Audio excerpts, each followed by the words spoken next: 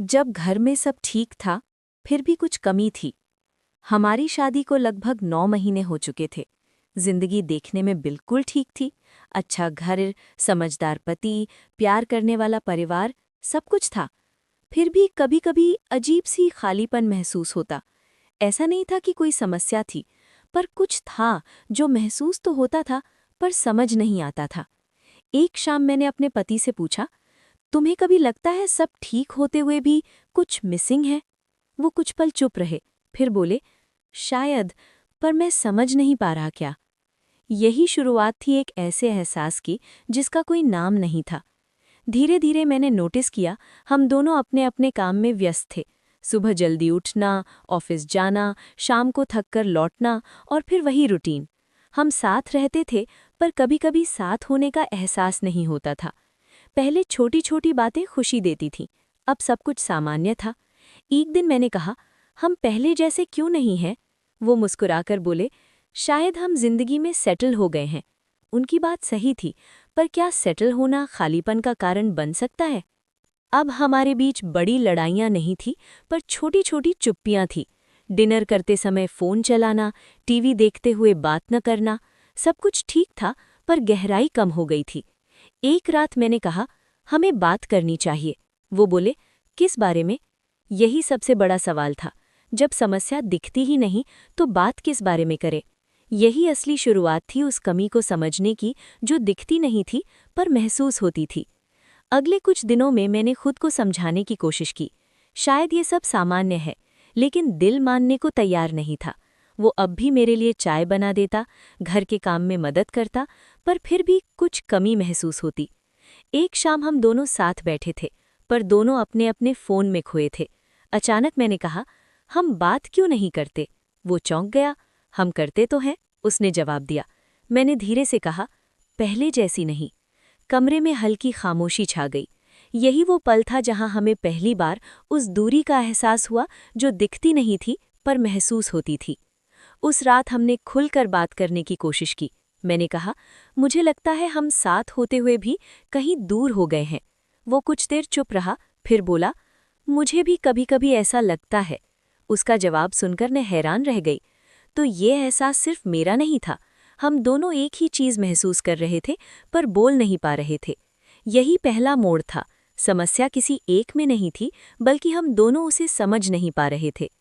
अब हमने तय किया कि हम इस एहसास को नज़रअंदाज नहीं करेंगे। हमने सोचना शुरू किया, क्या हम बहुत ज़्यादा व्यस्त हो गए हैं या हमने अपने रिश्ते को ऑटोमैटिक मान लिया है? एक दिन मेरे पति ने कहा, शायद हमने रिश्ते को जीना छोड़ दिया है। उनकी बात सीधे दिल में लगी। यही असली मोड़ था। समस्या ये नहीं थी कि प्यार कम हो गया था, बल्कि ये थी कि हम उसे महसूस करना भूल गए थे। उस रात हमने पुराने फोटो देखना शुरू किया। शादी के बाद के पहले कुछ महीने हर तस्वीर में खुशी साफ दिख रही थी। हम छोटी छोटी बातों पर हंसते थे, बिना वजह भी एक दूसरे के पास बैठ जाते थे। मैंने धीरे से कहा, हम पहले ऐसे थे। वो मुस्कुराए, और अब भी हैं, बस दिखता कम है। उनकी बात में एक सच्चाई थी। यही रियलाइजेशन था, हम बदल नहीं गए थे, बस अपने ही रिश्ते को हल्के में लेने लगे थे। कुछ दिनों बाद मैंने खुद को ऑब्जर्व किया। मैं भी पहले जैसी नहीं रही थी। पहले मैं छोटी छोटी चीज़ों पर उन्हें नोटिस करती थी, अब सब कुछ रूटीन लगने लगा था। एक शाम मैंने उनसे कहा, शायद गलती सिर्फ तुम्हारी नहीं, मेरी भी है। वो हंस पड़े। तो फिर हम दोनों बराबर हैं। यही दूसरा मोड़ था। समस्या एक तरफ नहीं थी, दोनों तरफ थी, और शायद इसीलिए उसे समझना मुश्किल हो रहा था। अब हमने तय किया कि कुछ बदलना होगा।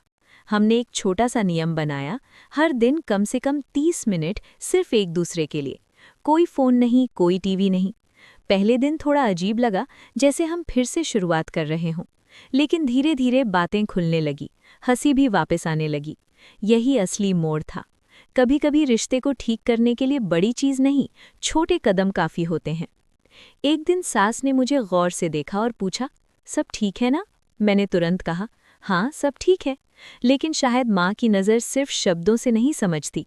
शाम को उन्होंने मेरे पति से भी कुछ ऐसा ही पूछा। रात को हम दोनों बैठे थे, तो उन्होंने कहा, माँ को लगता है कुछ ठीक नहीं है। मैं मुस्कुरा दी। अजीब था, हम खुद नहीं समझ पा रहे थे, लेकिन परिवार महसूस कर रहा था। अगले दिन हमने सास ससुर के साथ खुलकर बात की। मैंने कहा, सब ठीक है, बस कभी कभी अजीब सा खालीपन लगता है। ससुर जी मुस्कुराए और बोले, ये हर रिश्ते में आता है। हम दोनों चौंक गए। उन्होंने आगे कहा, शुरुआत में एक्साइटमेंट होता है, फिर रूटीन आ जाता है। असली रिश्ता उसके बाद शुरू होता है। उनकी बात सीधे दिल में उतर गई। यही बड़ा टर्निंग पॉइंट था। ये समस्या नहीं थी, ये एक फेज था। उस दिन के बाद हमने चीज़ों को थोड़ा अलग नज़र से देखना शुरू किया। अब हमें लगा कि ये खालीपन गलत नहीं है, बल्कि ये एक संकेत है कि रिश्ते को थोड़ा और समय और ध्यान चाहिए। सास ने भी कहा, रिश्ते अपने आप नहीं चलते, उन्हें निभाना पड़ता है। उनकी बात बहुत साधारण थी पर गहरी भी। अब हमें समझ आ गया था, समस्या नहीं थी, बस ध्यान की कमी थी। अब हमने छोटे छोटे बदलाव शुरू किए। सुबह की जल्दी में भी एक दूसरे को मुस्कुराकर देखना, शाम को साथ बैठकर दिन की बातें करना।